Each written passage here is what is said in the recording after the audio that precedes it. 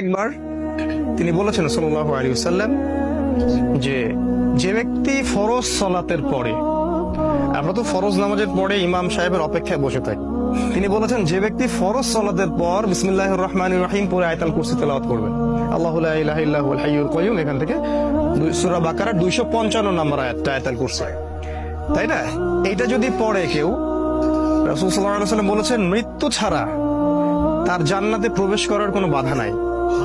সেই ব্যক্তি মারা গেলে জান্নাতে চলে যাবে ইনশাআল্লাহ। এই যে ফজিলতপূর্ণ ব্যাপারগুলো আছে সবগুলো কোরআনের সাথে সম্পর্কিত, এগুলো বললেই একটা লেকচার শেষ হয়ে যাবে। তো আমাদের সূরার দিকে আসি, এরকম প্রতিটা সূরার ক্ষেত্রেই আছে কম বেশি। সূরাতুল ফালাক আর নাসকে বলা হয় মুআউইজাতাইন, শব্দটা একটু কঠিন। মুআউইজাতাইন মানে আশ্রয়ে প্রার্থনার দুইটা সূরা, আশ্রয় প্রার্থনার দুইটা সূরা। আজকে সূরাটাকে আপনাদেরকে অন্যভাবে শেখাবো ইনশাআল্লাহ। আমি বলেছি এটা 113